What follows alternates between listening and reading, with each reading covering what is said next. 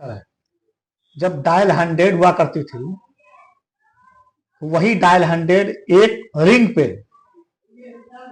5 minute में आ जाती थी। भारतीय जनता पार्टी तो ये भी कहती थी लोकसभा में 400 पार है। क्या 400 पार आई? नमस्कार, आपका स्वागत है वी टाइम्स में। और हमारे साथ बने हुए हैं घोसी समाजवादी पार्टी के नगर अध्यक्ष खुर्शीद खान जी। और आज इनसे सामाजिक एवं धरातल की जो समस्याएं हैं, जो विषय हैं, जो समाजवादी पार्टी के कार्य रहे हैं, जो भाजपा के कार्य हैं, सारे कार्यों पे चर्चा करेंगे। सबसे पहले आपका स्वागत है हमारे चैनल में। शुक्रिया। तो खुर्शीद खान जी, आपसे पहला सवाल ये है कि आप कब से राजनीतिक दुनिया से जुड़े? सियासत में 2014 से आया हूँ। उससे पहले सामाजिक हम लोग का संगठन है, 2010 से मैं जुड़ा हूँ, घोसी संघर्ष समिति। उससे हमने तमाम मुद्दों पे काम किया है, जो आपको जमीन पे दिख रहा है। जब भी कोई बात आई है जमीनी पे, तो हमने सामाजिक संगठन से भी काम किया है और सियासत से भी काम किया है। आप इतने लंबे समय से समाजवादी पार्टी से घोसी में जुड़े हुए हैं और घोसी विधानसभा के साथ साथ लोकसभा भी है, तो देखा जाए तो घोसी एक बड़ा क्षेत्र कहलाता है। घोसी अभी तक पिछड़े में ही क्यों गिनती होती है घोसी की? नहीं, ऐसी बात नहीं है। देखिए, हमारा घोसी जो है पूरे जिले का दिल है। और सबसे पहले यहाँ की हिंदू मुस्लिम एकता जो है वो बहुत शानदार है। हम सभी लोग एक साथ मिलजुल करके यहाँ रहते हैं। आपने देखा कि हम लोगों ने जो है घोसी में, आप कहीं नहीं देखे होंगे कि जहाँ पे हमारा हिंदू भाई रंग की होली खोलता है, उसी दिन हम लोग फूलों की होली की शुरुआत की है। ऐसे बहुत सारी नज़ीरें हैं जो आप तो हमेशा पत्रकार रहे हैं, देखते हैं। देखा जाए, बात करें जनप्रतिनिधियों की, तो लगातार देखा जाता है कि शुरू से ही देखा गया है, स्वर्गीय कल्पनाथ राय के बाद से देखा जा रहा है। यहाँ पे फागू चौहान भी विधायक रहे हैं, दारा चौहान भी विधायक रहे हैं, सुधाकर सिंह भी विधायक रहे हैं और विजय राजभर भी विधायक रहे हैं। लेकिन घोसी के विकास की जब बातें आती हैं तो कोई ऐसा जनप्रतिनिधि नहीं है जो उठ के घोसी में एक गेट खड़ा करवा दे। अभी तक की बातें ऐसी है। नहीं, ये है कि अभी हमारे विधायक जी हैं, सांसद जी हैं, दोनों लोग घोसी के हैं। अब तक काफी दिनों तक जो है बाहरियों का घोसी पे कब्जा रहा है। अब पूरी तरह से लोकसभा में भी अपने ही इलाके के सांसद चुने गए हैं, विधानसभा में भी अपने इलाके हैं। यकीनन आप मान के चलिए कि अब जो भी बचे कुचे विकास हैं घोसी के, वो बेहतर होंगे, क्योंकि दोनों लोगों के अंदर ये काम करने की। समाजवादी पार्टी सरकार में थी और समाजवादी पार्टी ने डायल 100 लॉन्च किया और आगरा एक्सप्रेसवे बनवाया। उसके बाद देखा जाए तो भाजपा ने, जब से भाजपा कार्यकाल शुरू हुआ है, तो भाजपा ने डायल 112 कर दिया है। तो दोनों में क्या अंतर है? बहुत अंतर है। जब डायल 100 हुआ करती थी, वही डायल 100 एक रिंग पे 5 मिनट में आ जाती थी। लेकिन जब से वो 112 हो गई है, मुझे लगता है कभी कभी तो 20-20, 25-25 मिनट हो जाता है आने में उसको। तो कहीं ना कहीं उसकी ढिलाई है और इसको जो है चुस्त दुरुस्त करना चाहिए। क्योंकि जब भी कोई परेशानी, मार झगड़ा या किसी तरह की ऐसी बात हो गई, तो 112 बहुत काम की चीज है। लेकिन कहीं ना कहीं उसमें लापरवाही है, जो बेहतर व्यवस्था नहीं दे पा रही। ऐसी क्या समस्याएं आई कि समाजवादी पार्टी लंबे समय से सरकार में नहीं आ पा रही है? देखिए, कुछ ताकतें ऐसी लग गई है जो तमाम मुद्दा भड़का करके, यूं कह लीजिए कि गलत तरीके से सत्ता शासन पे बैठी हुई है। और ये आप मान के चलिए कि जितना सत्ता शासन करना था कर लिया। और आने वाला जो चुनाव 27 का है, उसमें समाजवादी पार्टी की 100% सरकार बनने जा रही है। भारतीय जनता पार्टी तो कहती है कि 27 में सपा का सफाया है। भाई भारतीय जनता पार्टी तो ये भी कहती थी लोकसभा में 400 पार है, क्या 400 पार आई? तो कहने से नहीं होता है, क्योंकि जनता समाजवादियों के साथ है। अगड़े पिछड़े दलित अल्पसंख्यक मुस्लिम सभी लोगों के साथ जनता खड़ी हुई है, और वो देख रही है कि हमारा कार्यकाल कैसा रहा है, ये कार्यकाल कैसा रहा है। तो आप मान चलिए 27 में समाजवादी पार्टी इंडिया गठबंधन की सरकार बनने जा रही है। बात कर लिया जाए मेडिकल से जुड़े हुए कुछ सवालों को, देखा जाता है कि हमेशा अक्सर जो एक गरीब का बच्चा होता है, जो एक गरीब होता है, जो दिन भर में 200-250 रुपये कमाता है, वो 1 रुपये लेके काफी उम्मीद लेके अस्पताल में जाता है, सरकारी अस्पताल में, और उसको वहां वो सुविधा नहीं मिल पाती है।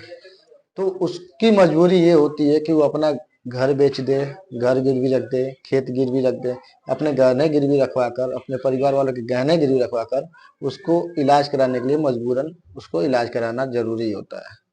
तो ऐसी कोई ऐसा सुविधा, चाहे समाजवादी पार्टी की सरकार में हो चाहे भाजपा की सरकार में हो, ऐसी अभी तक कोई सुविधा ऐसी नहीं बनाई गई। ये मऊ जनपद बड़ा जनपद है, इसको स्वर्गीय कल्पनाथ राय द्वारा इसको आजमगढ़ से काट के एक नया जनपद बनाया गया था, लेकिन अभी तक यहाँ कोई पूरे जिले में जनपद में बात कर लिया जाए तो कोई बड़ा सर्जन नहीं मिला जनपद को, जो कि यहाँ पे अपने ही जनपद में इलाज हो सके। जब भी कोई समस्या आती है तो यहाँ के पीड़ित व्यक्ति को या तो बीएचयू जाना पड़ता है या तो पीजीआई जाना पड़ता है। जिसके पास पैसे नहीं होते हैं वो गिरवी रखते कोई सामान जाता है, लेकिन जाता है। ऐसी समस्याओं से निदान पाने के लिए अब तक यहाँ पे कोई बड़ा कदम नहीं उठाया गया है। नहीं, बात आपकी बिल्कुल सही है। ये माननीय हमारी सांसद जी से भी बात हुई है, माननीय विधायक जी से भी बात हुई है। जो 100 बेड का कड़िया में जो अस्पताल खुला है, अगर उसमें अच्छे अच्छे डॉक्टर की व्यवस्था अगर हो जाए, 100 बेड का वो हॉस्पिटल है जी, अभी जल्दी सुनने में आया शायद चालू हुआ है, अब जमीन पे काम हो रहा है कि नहीं मैं जब देखा नहीं हूँ। अगर उसमें वाकई अगर 21, 22, 23, 24 ये 25 आने वाला है, यानी 4 साल पूरे हमारे चले गए, और 4 साल में क्या ऐसी कोई क्या समस्याएं आई या सरकार के पास क्या कोई फंड नहीं था कि उस अस्पताल को चालू करवा पाए। जबकि देखा जाए तो हमारे यहाँ से तमाम हर साल डॉक्टर्स निकल रहे हैं, हर जगह जा भी रहे हैं। अब अफसोस की बात है कि इतना बड़ा अस्पताल समाजवादी पार्टी की सरकार में बनाया गया था, वो सरकार चली गई तो चालू नहीं हो पाया था, जबकि उसका उद्घाटन भी हो गया है।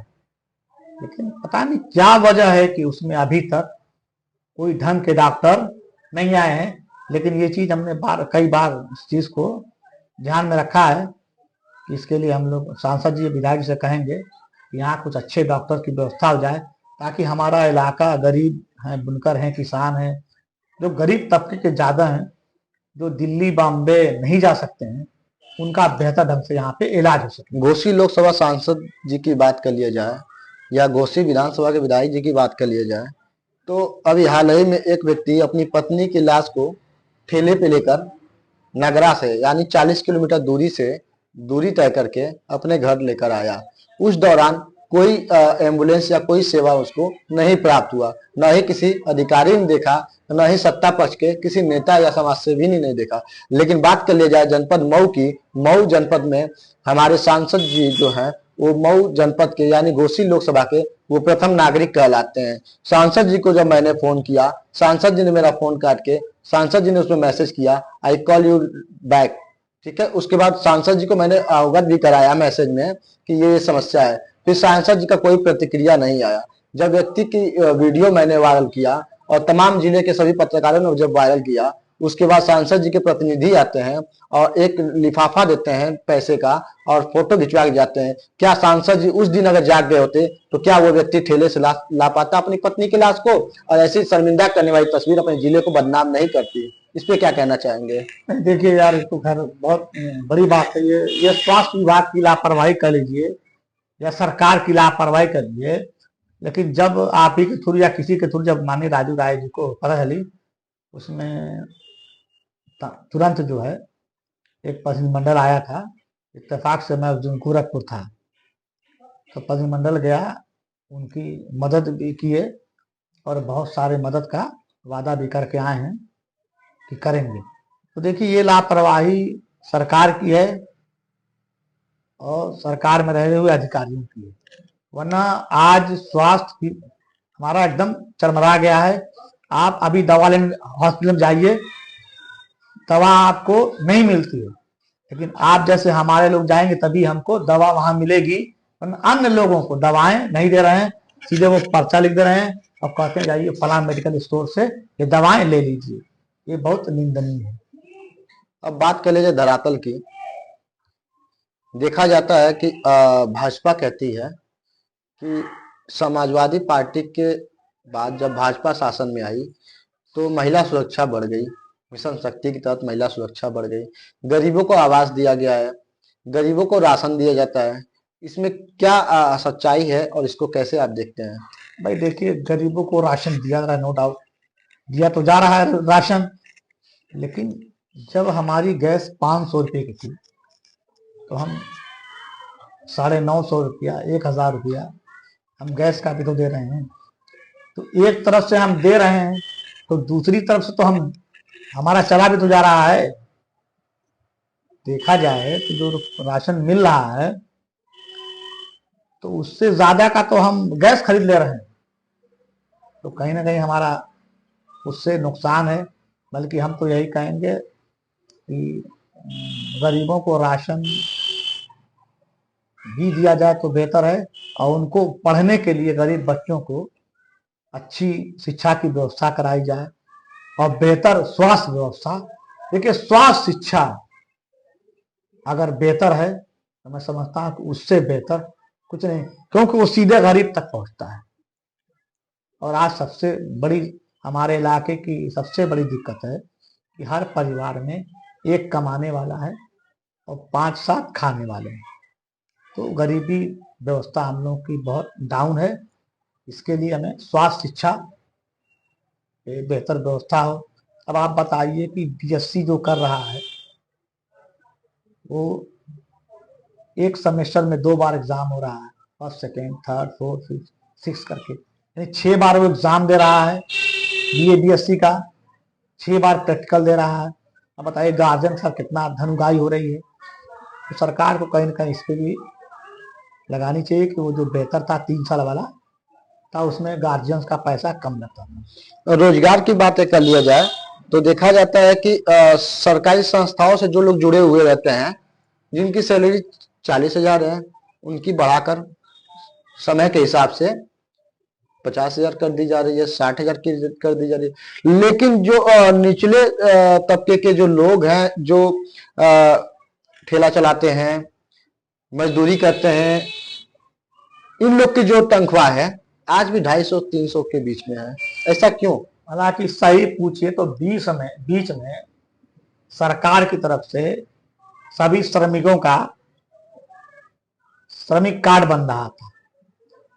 मेरा मानना है कि जो भी श्रमिक है, मजदूर, दिहाड़ी मजदूर या कहीं भी ठेला खोजा चलाने वाले आदमी जो कम में मजदूरी करते हैं, उन सबको सरकार की तरफ से 200 से 300 रुपया महीना श्रमिक के हिसाब से जो रजिस्ट्रेशन कराए हैं उनको देना चाहिए। लेकिन नहीं लगता है कि बीच में कहा कि 1000 रुपया आने वाला है। मुझे नहीं लगता किसी श्रमिक को 1000 महीना आना शुरू हुआ है। शायद आप जानते होंगे तो बताइए। चलिए, धन्यवाद। तो हमारे साथ जुड़े हुए थे समाजवादी पार्टी के नगर अध्यक्ष श्री खुर्शीद खान जी, जिनसे अभी अभी सामाजिक और धरातल की कुछ विषयों पे, राजनीतिक विषयों पे भी चर्चा की गई है। ऐसे ही जुड़े रहें, तब तक के लिए धन्यवाद।